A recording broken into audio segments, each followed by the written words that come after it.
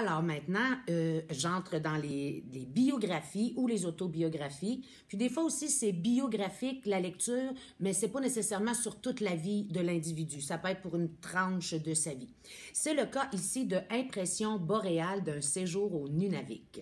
C'est écrit par le médecin Alexandre Chouinard, qui a été d'abord diplômé en littérature hispanique pour ensuite faire sa médecine. Alors, on imagine le cerveau de cette personne-là. C'est assez complexe. Alors lui, il décide d'aller commencer ses premières années de médecine dans le nord du Québec. Il faisait longtemps qu'il était fasciné par les ours polaires, ce froid-là, la culture qu'il pouvait vivre là. Alors, il est allé passer 2 ans là. Il a aussi écrit un livre suite à sa visite aux îles. Ça s'appelle quelque chose comme Les 2 pieds dans le sable là, aux îles de la Madeleine. Alors, on fait vraiment un voyage avec ce livre-là dans le nord du Québec. Alors, je ne sais pas si vous connaissez un petit peu votre géographie. On a une grosse baie au nord de la province qui s'appelle la baie d'Ungava. Et tout autour de cette baie-là, il y a différents petits villages inuits. Bien entendu, celui qui est le plus au sud, qui est le plus connu par nous, c'est Kuujjuaq. Mais il va beaucoup plus au nord que ça.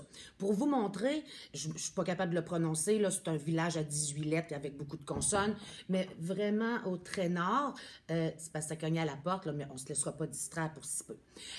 Il arrive, l'avion là-bas s'appelle le Maybe Air. Pour ceux qui ne sont pas trop bilingues, maybe voulant dire peut-être. Alors, tu arrives là, tu sais quand tu arrives, mais tu n'es jamais sûr de pouvoir repartir. On fait de l'air.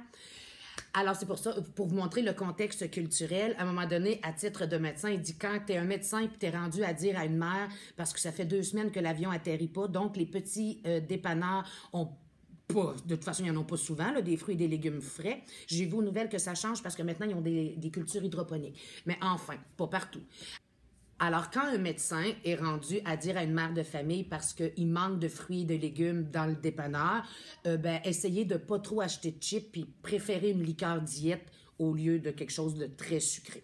Alors, ça montre comment est-ce que, dans le contexte social de cette région-là, il faut être prêt à payer très cher pour la nourriture et elle n'est pas nécessairement offerte dans une grande variété.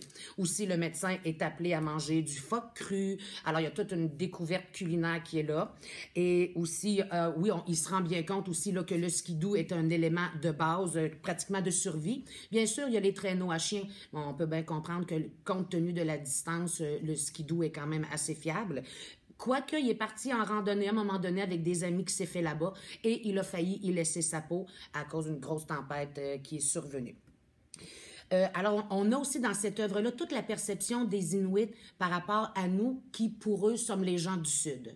C'est difficile d'établir une relation de confiance parce que pour eux, on est toujours là pour à peu près un contrat d'1 an ou 2. Donc, ça vaut pas nécessairement la peine de vraiment s'ouvrir à nous, puisque de toute façon, on va repartir. Puis, par exemple, comme les cas d'abus, d'inceste, de choses comme ça, de violence, le dénoncer pour que ce soit dénoncé par après, mais la personne qui a porté le dossier, elle sera plus là dans 1 an ou 2, puis on va se retrouver entre nous. Fait que cette espèce de promiscuité-là qui peut être dérangeante un peu. Alors, ah oui, accompagner des jeunes aussi à la chasse à l'ours polaire, ça, il n'a pas vraiment aimé ça, parce que c'était des jeunes, puis ils débutaient, puis semblerait-il que l'arme utilisée, ça avait l'effet d'un maringouin sur l'ours. Alors, ça a été très, très long avant qu'il rende son dernier souffle. Par contre, pour visiter le Grand Nord à peu de frais, lire ce livre-là, ça me donne un avant-goût de l'expérience que ça pourrait être d'aller vivre là quelque temps.